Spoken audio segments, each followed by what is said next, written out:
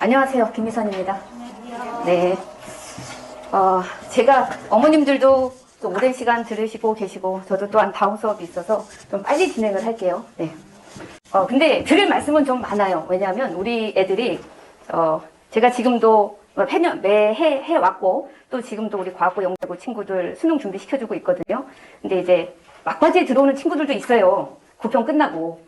그런데 여튼 이 친구들 대부분이 국어가 안 돼 있다는 거. 어머님들도 이제 과학고 영재고 보내다 보니까 국어에 상대적으로 소홀할 수밖에 없으셨죠. 네. 근데 이것을 감안해서 수업을 진행을 합니다. 그래서 어머님들께 말씀을 드릴 때도 그 감안해서 말씀을 드릴게요. 수능 국어는 독서가 17문항이고요. 비문학이에요. 비문학. 그 다음에 문학이 17문항입니다. 그 다음에 언매 또는 화작이 11문항이에요. 요거 합쳐가지. 그러니까 요거 이제 선택이죠, 선택. 둘 중에 하나만 하게 되는데, 그 중에 이제 11문항. 그래서 모두 45문항을 80분에 풀게 돼 있습니다. 근데 우리 친구들하고 수업을 하면은 기본적으로 국어가 아무것도 안 돼 있어요. 그러니까 중학교 수준에서 멈춰 있어요. 근데 이랬을 경우에 일반적으로 국어를 그동안 내신도 많이 보고 하면서 준비해왔던 친구들하고 같은 방식으로 접근을 해서는 점수 안 나옵니다. 근데 이제 제가 과학고 영재고 친구들 뿐만이 아니라 다른 이제 의대 진학한다는 친구들 이 수업이 가능하겠습니까? 라고 물어올 때, 상담해 오실 때 뭐를 묻냐면 영어 수학이 몇 등급이에요? 이거 여쭤봅니다. 국어가 4등급, 5등급이라도 영어 수학이 항상 1등급입니다 라고 한다면 저는 충분히 가능성 있습니다 이렇게 얘기하거든요. 그 이유가 뭐냐면 학습력이 있기 때문이에요. 국어는 어릴 때 책을 많이, 소설책 많이 읽어서 잘 푸는 게 절대 국어가 아닙니다. 학습의 영역이라는 거죠. 독서의 영역이라기보다는. 그래서 특히 과학고 영재고 친구들은 이거 조금 잘하는 편이에요. 독서. 네, 왜냐면 여기에는 과학기술 제대도 있고 논리 제대도 있고 이제 그렇기 때문에. 근데 문학이 매우 취약합니다. 네. 근데 어머님들 예전에 공부하실 때 생각해 보시면 주제 찾으면 좀 문제가 쉽게 풀리지 않던가요? 네, 그 주제 찾는 거를 중점적으로 처음에 수업을 시작을 하게 됩니다. 이게 독서를 먼저 좀 말씀을 드릴게요. 이게 뭐냐면 지문입니다. 지문. 그 다음에 문제 말씀드릴게요. 자, 지문에서 아이들한테 처음에 문제를 풀라 그러면 이제 모의고사 처음 주고 본인들도 이제 처음 받아보는 거죠. 근데 쭉 읽을 때 그냥 눈으로 이렇게 읽고 그냥 답을 하나 쭉 이렇게 내면서 이제 제일 틀리는 답을 적는 친구들이 있어요. 그런데 가끔, 아주 가끔은 제가 한 3년에 한 번꼴로 보는 친구들은 하나도 표시 안 하고 한 번만 읽고 문제에 여기에 딸려있는 보통 5문제 딸려있거든요. 다 맞습니다. 근데 그런 친구들은 정말로 드물어요. 예, 정말로 드문 케이스고, 우리 이제 그런 케이스를 말씀드리는 게 아니기 때문에, 그럼 지문을 읽을 때 어떤 친구들은요, 다 밑줄 칩니다. 내지는, 이쪽에 SF예요. 바로, 밑줄, 세모, 역세모, 동그라미, 그 다음에 슬래시, 네모, 슬래시 2개. 자, 또는 P이면 S. 이거 이제 최근에 선생님들이 구조 독해 해가지고 가르치시는 것들이거든요. 그거 맞는데, 맞습니다. 근데 그것은 예비 고1이나 좀 늦게 시작한 고2들 정도에서 이거 다 해가면서 새카맣게 이거 지문 분석합니다. 그런데 그래가지고는 애들이 그거는 열심히 해놔요. 근데 다 하고 난 다음에 주제 모르겠대요. 예, 사실은 제대로 된 방법도 아닐 뿐더러 이게 80분이라고 하는 제한된 시간이 없다면 상관없습니다. 그게 제대로 공부하는 거죠. 근데 80분이라는 제한된 시간이 있기 때문에 정말 중요한 거, 출제 요소? 자, 제가 지문에 표시하는 요소를 가르칩니다. 지문 표시 요소. 딱 2가지만 가지고 가르쳐요. 가로하고 밑줄. 근데 주로 이 지문 표시 요소들은 결국은 중심 내용을 파악하기 위한 요소예요. 지문 표시 요소를 쭉 가로 밑줄 쳐놓고 나중에 그것만 훑어보면 그게 바로 중심 내용이에요. 아까 주제 말씀드렸죠? 제일 처음에 주제 찾기부터 시작한다고. 중심 내용이면서 나중에 이게 결국은 문제로 출제가 되는 출제 요소입니다. 그럼 출제될 것만 쏙쏙 체크를 하면 얼마나 좋을까요? 그렇죠? 그것만 체크하게 합니다. 자, 여기에 가로나 밑줄을 칠 때 뭐뭐는 또는 뭐뭐가 이런 주어가 되겠죠? 주어, 주체. 무엇무엇이다 얘는 서술어예요. 복잡한 내용은 처음에 그냥 읽고 이해하기만 하고 표시해야 될 것은 주어, 서술어인데요. 그 다음에 요 밑에 대상이 나올 때가 있어요. 이때 보통 개념을 얘기할 때 A란 이러이러한 것이다. 그럼 그 서술에는 뭐가 올까요? 그것의 가장 커다란 특징이라고 할 만한 게 제시가 됩니다. 그 밑줄 치기하고요. 시간, 공간, 목적, 수단, 조건 에서 밑에 쓰기 힘들어서 넘어가겠습니다. 그래서 10가지 요소에만 체크하게 합니다. 10가지 요소. 이거 다 가로하나요? 네, 다 가로합니다. 맨 끝에 서술어나 특징에는 밑줄을 치게 합니다. 요거에 해당하는 거. 근데 이거 이미 어머님들 알고 계시는 거예요. 언제, 어디서, 누가, 무엇을, 왜, 어떠한 수단과 방법을 통하여 행합니다. 알고 계시죠? 그쵸? 이게 출제 요소예요. 그럼 이게 어떻게 출제 요소가 됩니까? 문제에서 왜 적절하지 않은 것을 이렇게 묻죠? 또는 적절한 것은 이렇게 묻죠. 그럼 적절하지 않은 거라고 한다면 답을 적절하지 않게 만들어 놔야 되죠. 그럼 적절하지 않게 만드는 방법이 뭐가 있느냐? 주체 바꾸기예요. 누가 했느냐?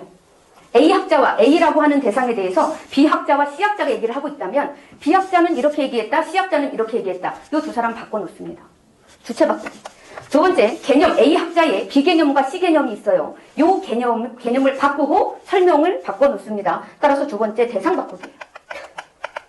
그 다음에 시간 같은 경우에는 선후 바꾸기로 오답을 구성해냅니다. 이게 오답 구성의 원리라고 하는 거예요. 근데 이 시간 바꾸기는 어디에서 가장 많이 나오냐면 문학에서, 소설에서 맨날 나옵니다. 문학에서 시간의 선후 관계만 파악해도 답이 나오는 게 고전소설이거든요. 우리 애들이 제일 힘들어하는 게 고전소설이에요. 뭔 소리인지 모르겠어요.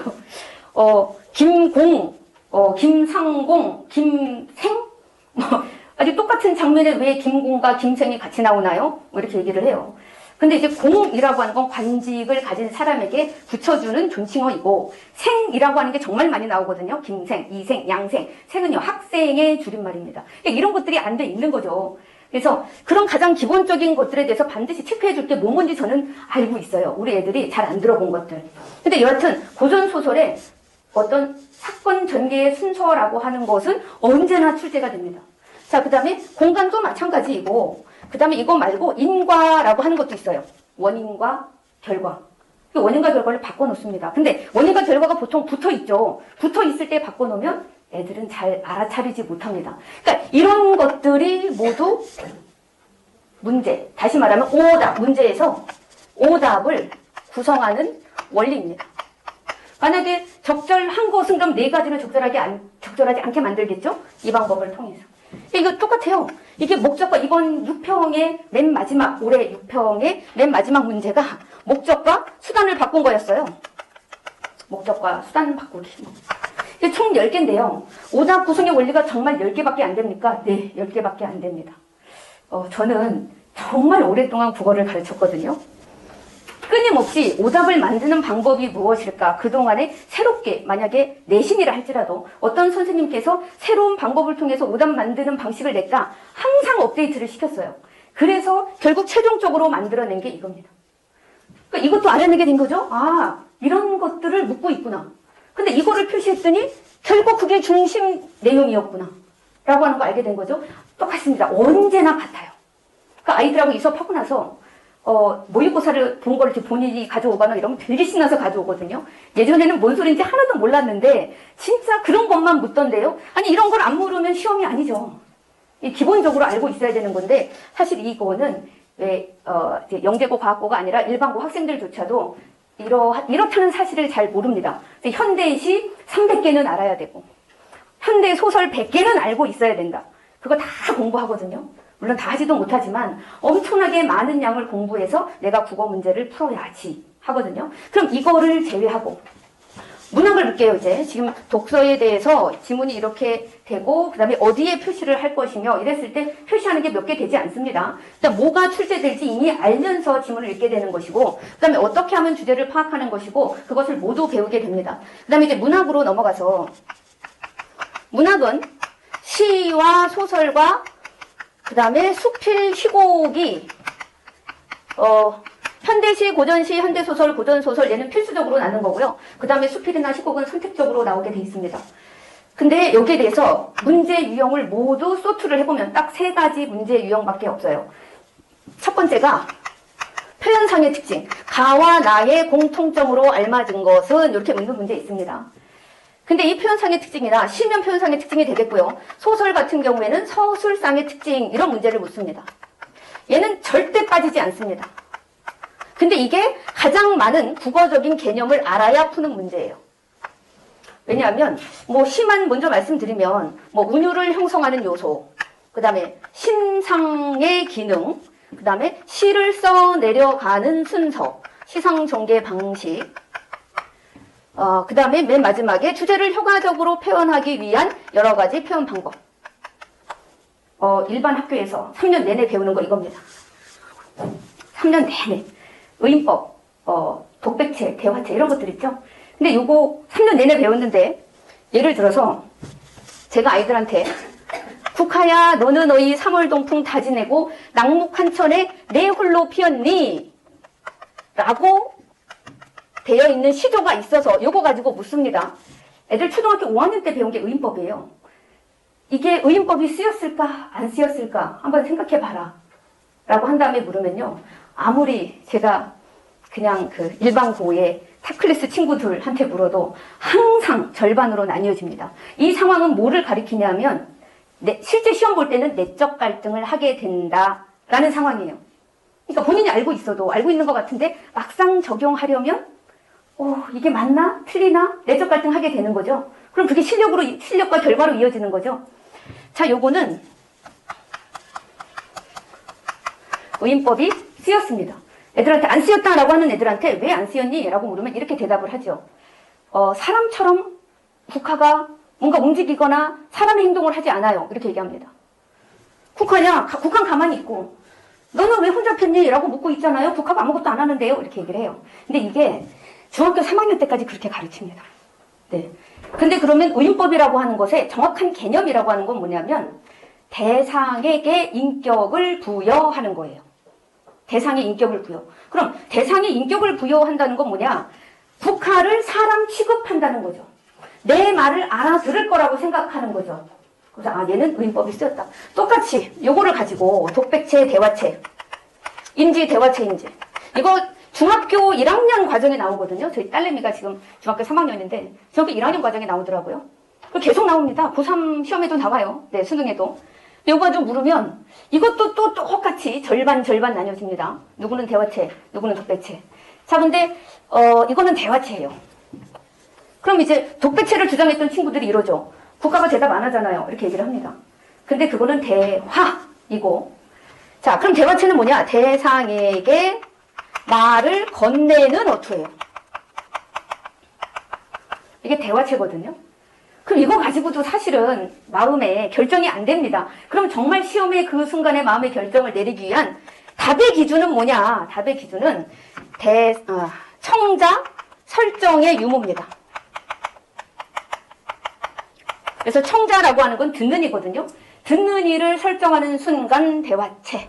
이렇게 가르쳐줘요. 그럼 당연히 국하가 제 말을 들을 거라고 청자로 설정됐죠? 그럼 이거는 대화체. 그래서 이렇게 매우 간단해 보이는 것마저도 아이들이 실제 시험에 적용하는 그 순간에는 헷갈립니다. 그래서 우리 아이들한테 사실 중학교 때 기본적인 표현상의 특징을 거의 다 하는 거거든요.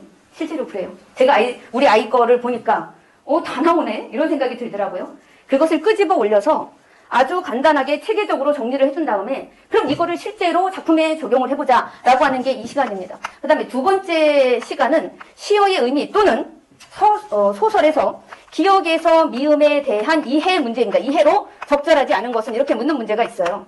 이 문제는 주제를 찾아서 풀어야 되는 문제입니다. 그래서 아까 제가 주제 찾기 먼저 합니다 이렇게 말씀드렸죠. 시의 주제 찾는 방법, 소설의 주제 찾는 방법 매우 간단해요. 매우 간단한 그 주제 찾는 방법을 익혀서 새로운 시나 새로운 소설이 나왔을 때 주제를 찾아서 이 문제를 해결하게 합니다. 이 문제는 먼저 우리 보통 예전에 기억 이렇게 밑줄 쳐져 있으면 이것의 의미는 앞이나 뒤에 있는 내용을 문맥적 맥락으로 참고하여 이 문제를 확정하면 됩니다. 근데 늘 어떨 때가 있냐면 3번과 4번 두 개가 남았는데 헷갈려서 찍으면 틀려요. 이런 얘기합니다. 근데 그게 어떻게 만들어진 문제일까요? 출제자의 의도는. 여기에서 애들이 헷갈리겠지? 그래서 답의 기준을 자기 머릿속이나 자기 취향에 두면 틀리게 돼 있습니다. 왜? 출제하시는 분께서 그렇게 생각하고 출제했으니까요. 그럼 답의 근거는 어디에서 찾는다? 지문에서 찾고 작품에서 찾고 보기에서 찾습니다. 그래서 세 번째 문항이 뭐냐면 보기 문제예요. 보기 문제는 몽땅 3점입니다. 제일 점수가 높아요. 나머지는 모두 2점 문항인데 얘만 보기 문제만 3점 문항이고 애들이 문학에서 틀리면 대부분 보기에서 틀립니다. 이제 보기 문제만 설명해 드리고 제 말을 마칠 거예요. 네. 자, 이게 지문이고요. 지문에 시 또는 소설이 있습니다. 얘가 지문. 그다음 발문이라는 게 있어요. 자, 다음 보기를 바탕으로 이 작품을 감상한 내용으로 적절하지 않은 것은 이런 걸 발문이라고 하고요. 여기 보기 있습니다. 그 다음에 1, 2, 3, 4, 5 얘를 선택지라고 합니다. 국어에서 가장 복잡한 문제 유형이에요. 근데 가장 복잡한 문제 유형이지만 가장 간단하게 풀리기도 합니다. 자, 요 지문과 요 발문과 그 다음에 요 보기와 요 선택지 4개만으로 답은 100% 나올 수 있게 출제되는 게 바로 보기 문제의 구성 원리입니다. 그래서 지문에도 기역, 니은, 디귿, 리을, 미음이 있겠죠? 보기에도 이거를 주요한 개념들을 밑줄을 치면 이렇게 주요한 개념이 나온다고 예를 들었을 때 이 발문은 어떻게 구성되냐, 선택지는 어떻게 구성되냐면 지문의 기역은 보기에 A에 해당하겠군 이렇게 나오게 돼 있어요. 원래가.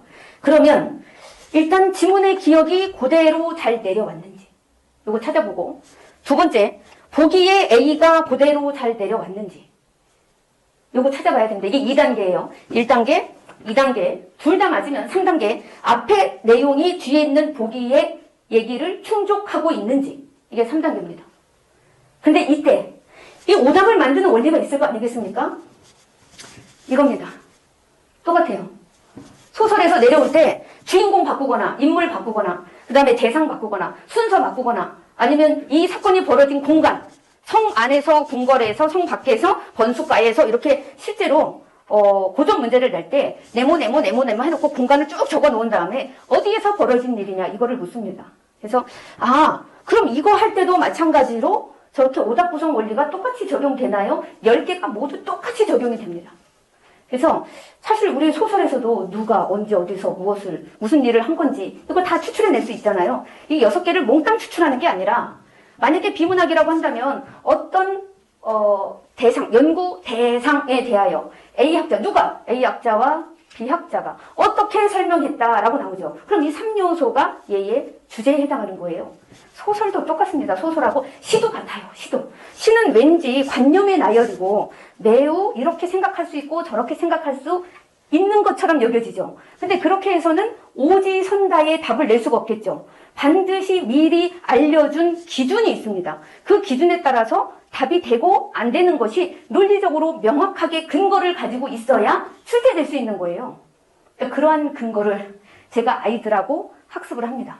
그래서 이게 좀 지름길이라고 생각을 하시면 될 것 같아요. 근데 지름길을 해가지고 얘가 실력이 없는 거 아닐까요? 아닙니다. 실제로 일반고 다니는 친구들도 국어 실력을 내가 국문학도처럼 높이 쌓기 위해서 공부를 한다기보다는 내가 기본적인 작품 해석의 틀을 정확하게 알고 있는지 그것을 작품에 적용할 수 있는지 요거 묻는 거거든요.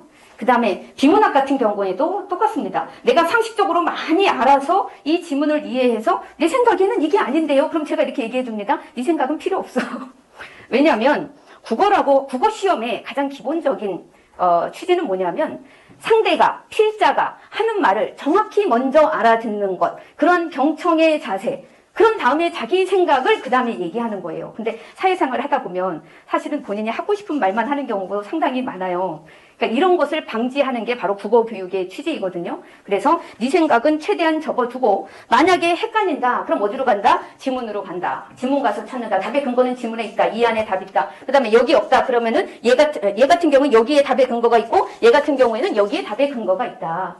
그래서 자신의 생각을 넣을 틈이 하나도 없다고 하는 것. 그래서 그거를 몇 개만 첫 수업, 둘째 수업, 한 셋째 수업까지 가면 상당히 많이 교정이 돼 있어요. 수많은 친구들이 특히 국어 모의고사를 잘 풀어보지 않았던 친구들의 함정이 뭐냐면 자꾸 자기 생각대로 풀려고 하는 것. 제 생각에는요 막 이렇게 가지고 옵니다 맨날. 네 생각은 잠시 접고 찾아보자 그래요. 항상 여기에 어디쯤에 있는지 다시 한번 찾아보고 여기에 어디쯤에 있는지 찾아보고 그럼 답의 근거는 얘는 왜 틀렸을까? 아 선생님 다시 보니까 얘 두 가지 바꿨네요. 선생님 다시 보니까 선후의 관계를 선택지에서 인과의 관계를 바꿔줬네요. 이게 제일 고난도 문제거든요. 까마귀가 날았다. 그 후에 배가 떨어졌다라고 지문이나 보기에서 얘기를 해준 것을 선택지로 내려와가지고 까마귀가 날았기 때문에 배가 떨어진 것이다 이러면 얘는 X입니다. 이거 두 개의 논리적 관계, 이거 두 개의 논리적 관계가 달라졌기 때문에요. 이 최고난도 문제예요. 이런 최고난도 문제 3개의 유형이 있습니다. 그래서 아까 7개에다가 최고난도 문제 3개 유형까지를 맞히는 게 겨울방학의 커리큘럼입니다. 그래서 이제 독서와 문학을 중심으로 하게 되고요. 저 이제 언어와 매체 합법과 장문이 있는데요. 이 언어는 사실 별도로 특강 들어주셔야 됩니다. 제 이 수업에 다루기가 어려워요. 왜냐하면 양이 많아요. 언어를 선택하게 됐을 경우에 표점이 높아질 수 있다는 거 알고 계시죠? 언어는. 그래서 저 같은 경우에는 여튼 별도로 언어 같은 경우에는 팀 수업을 하거나 이렇게 진행을 하는 수업만 진행하고요. 공개 강의는 하지 않습니다. 자, 그 다음에 나머지 이 매체와 화법, 장문은 이 3개는 똑같습니다. 구성 원리가.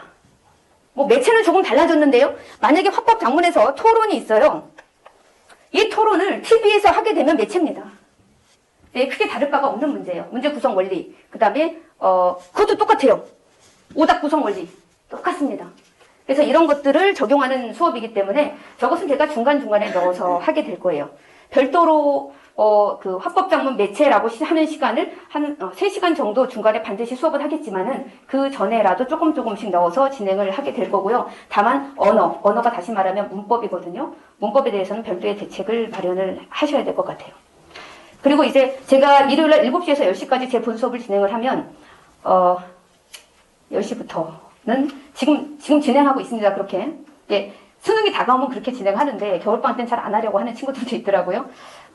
모의고사 클리닉을 진행을 합니다. 그래서 시간을 맞춰서 항상 애들이 그래요. 이거 시간이 더 많았으면 내가 다시 풀어보니까 다 맞았어. 그리고 그걸 자기 점수에 합산해서 넣습니다. 그래서 아무런 의미가 없어요. 그 시간 안에 푼 것만이 자신의 점수입니다. 그래서 80분 시간 정해놓고 같이 시험 보고 그 다음에 우리 황서연 선생님께서는 모의고사 클리닉에 매우 특화된 분이시라서 또 오답풀이도 제가 수업을 하는 거와 똑같이 진행을 합니다. 제 수업이 사실은 조금 다른 분하고 좀 달라서 지문이 여기부터 여기까지 지문이 있죠. 5문제 딸려 있으면 저는 이 지문을 한 번 이상을 절대 읽지 않아요. 무슨 얘기냐면 아이들도 똑같이 푼다는 얘기예요.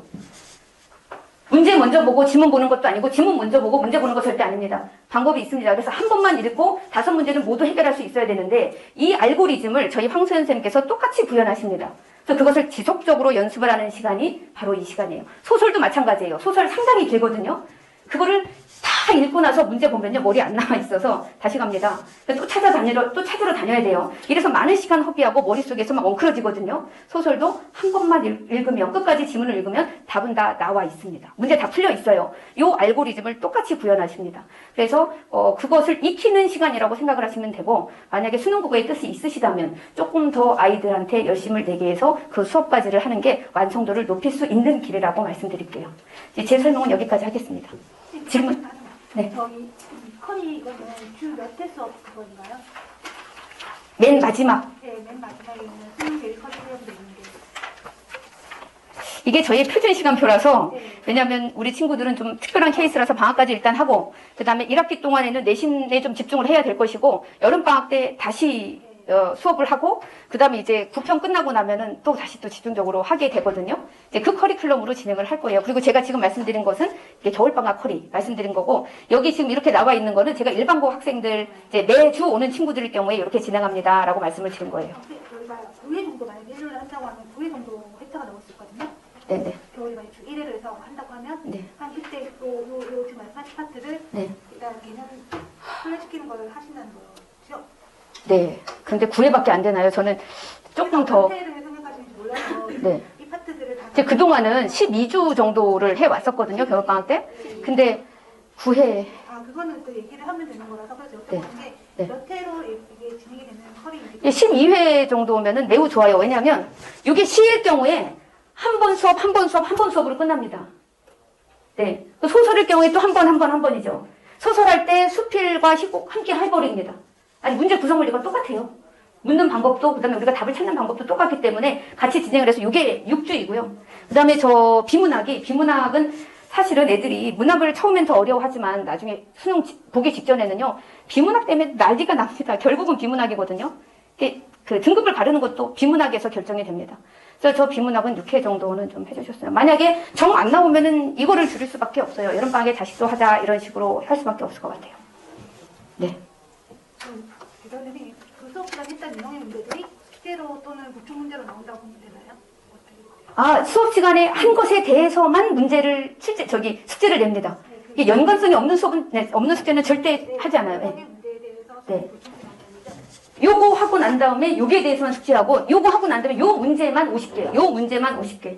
만약에, 그, 비문학 같은 경우에도 마찬가지예요. 비문학은 문제 유형 10개로 나누어서 제가 수업을 진행하고요. 보통 한 건에 3개 문제 유형씩 진행을 하거든요. 그럼 이제 그 3개 문제 유형에 대해서만 숙제가 나갑니다. 네. 감사합니다.